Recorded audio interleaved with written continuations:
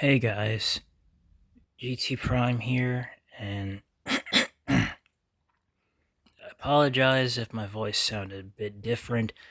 We had a funeral today for my uncle, and that's why I didn't have much time to upload. But as you all are aware, the creator of Dragon Ball has passed away, Akira Toriyama to be exact.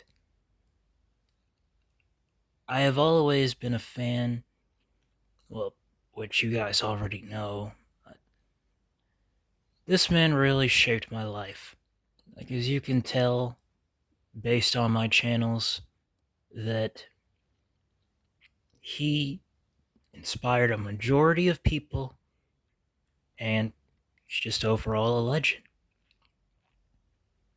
So now, I guess we can start the episode. Well, not episode, but video. And I'm going to give you guys my thoughts about this whole situation, about his passing from acute subdural hematoma, which I never really heard about until I found out about his passing. Because I came home from work one night, my friend, Autistic Saiyan 2, actually sent me a text, and I was kind of confused about what it was about because he said something about Dragon Ball continue, at least, and then I jokingly thought, since I didn't know at the time that Toriyama passed away, since I was busy doing the dishes, that that that he died. I just had no idea. And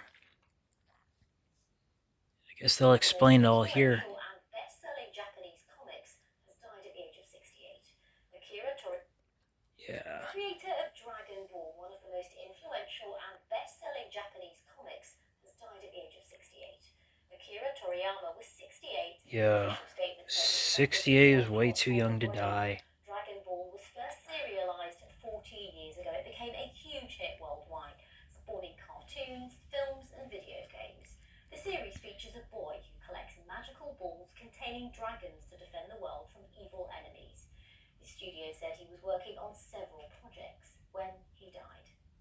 Well, for more on Yeah, this, let's speak Dragon to Ball Dr. Raina Daima. Dennison, a professor in film and digital arts at the University of Bristol. Tell us about the legacy that he leaves behind. Akira Toriyama is one of the most influential manga artists that there has ever been. He's influenced a whole genre of manga in Japan, known as shonen manga or boys manga, which is the most popular in Japan and around the world, influencing creators of shows and manga like Naruto and One Piece, of course, as well as being someone who has influenced everything from art exhibitions through to protests in places like South America. He's a huge influential figure within this field. Tell us particularly about Dragon Ball. We can see some characters on the screen there. That in particular, a huge franchise. Many of our viewers will know it very well.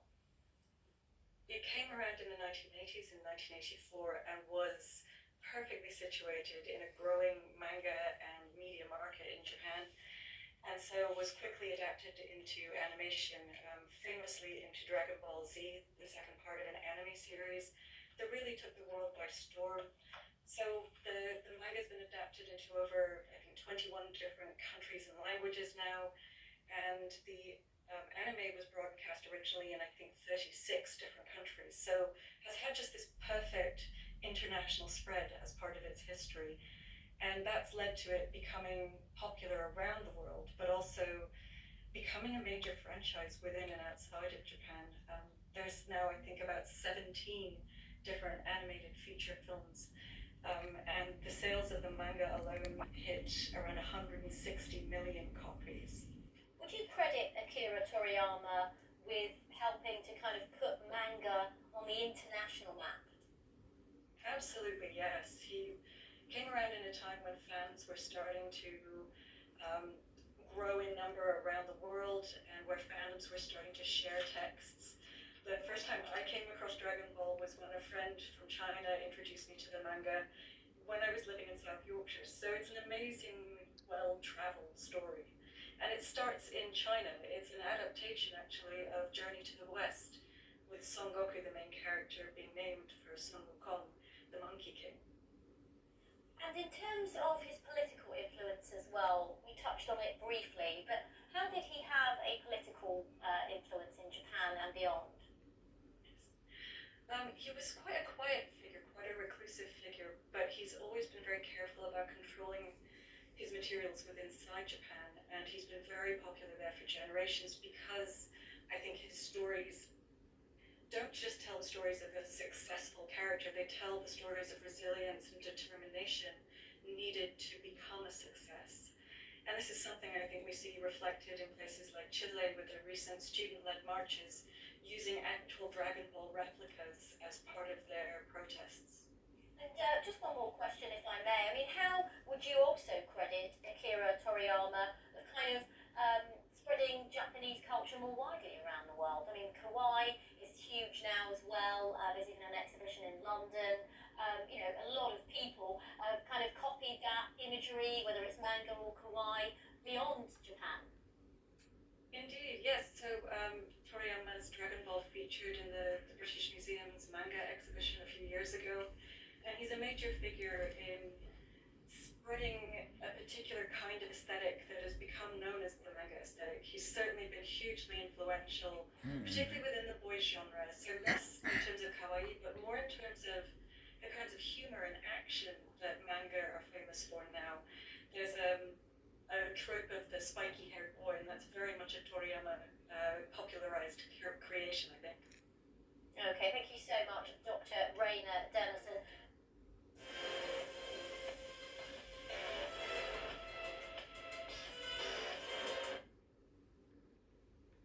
So yeah, there you guys have it. The passing of Akira Toriyama and what they had to say. And my thoughts, I think all of the hate about him should come to an end. Because if it weren't for him, my YouTube channels wouldn't even exist.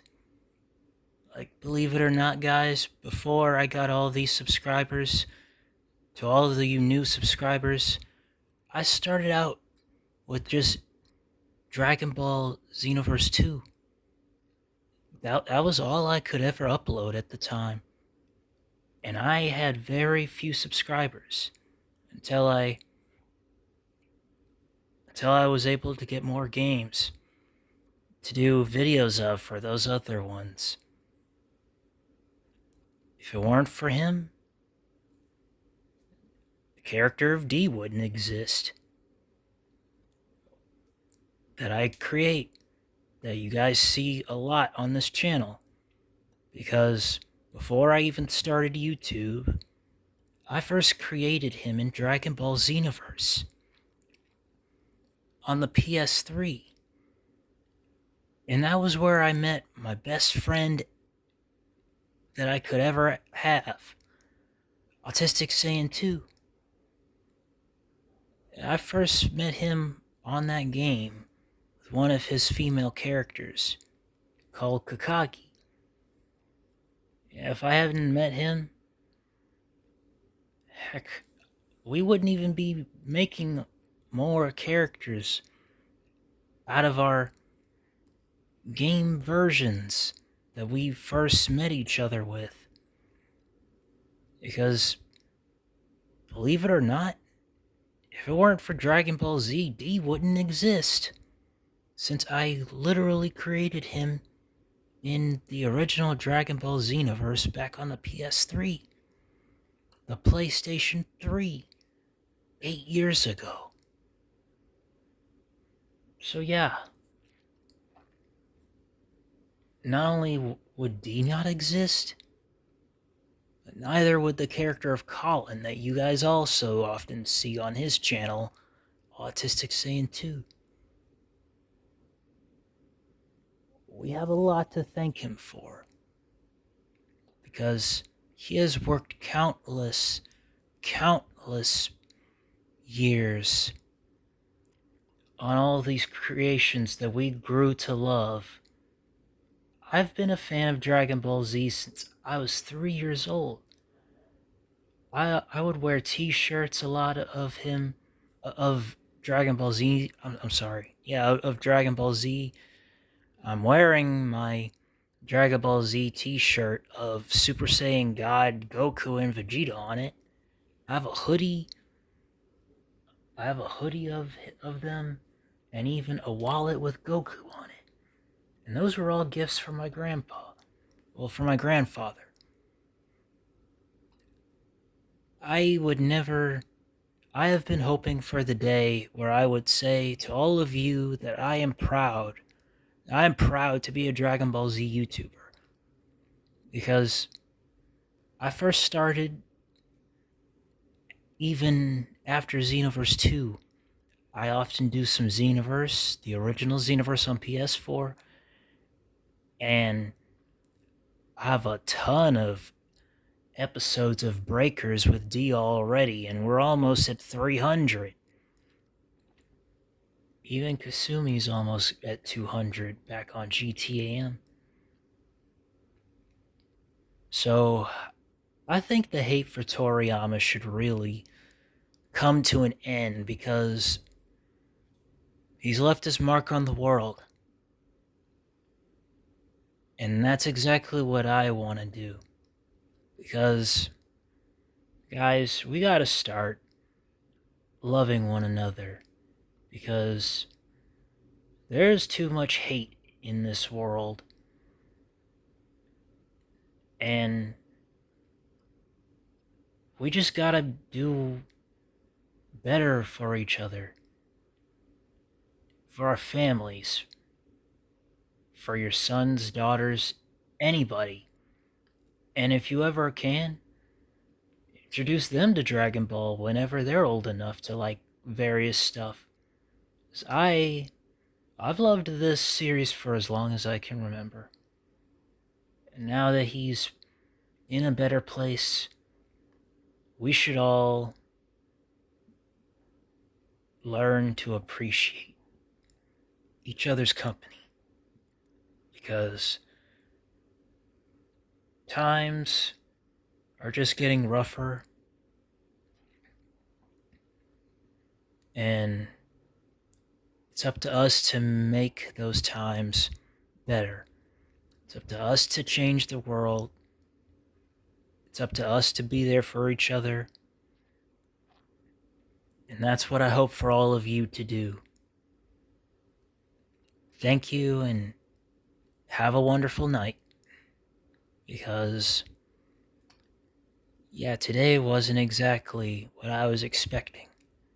Because I was very, very hurt by the passing of this man. I was shocked though, because I didn't even know what my friend was talking about whenever he first texted. And the thing about Toriyama is, he wasn't this type of celebrity.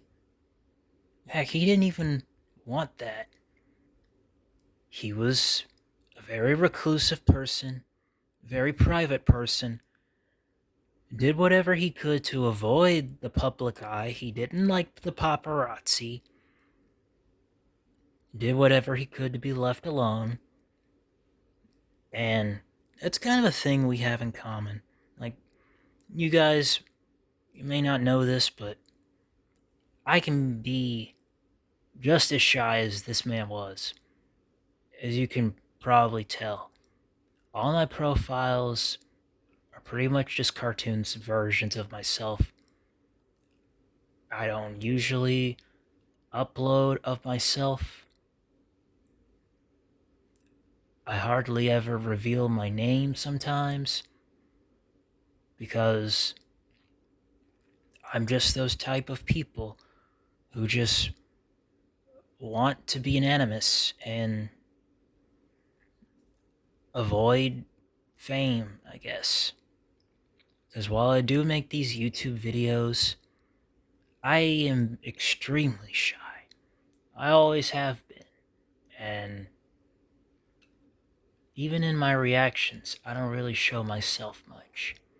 But you guys have seen what I looked like before. It's just been a while because I deleted all of those that I did because it's just all the deaths I've been through. I just want to withdraw from those things and just, I guess, relax and stay away from public attention. So, hope you all have a great night. Be safe. Respect and love each other. Because if it weren't for this man, my YouTube channels wouldn't exist. And we all probably wouldn't have had the creativity that we do today if it weren't for Dragon Ball and Akira Toriyama. Thank you, and good night.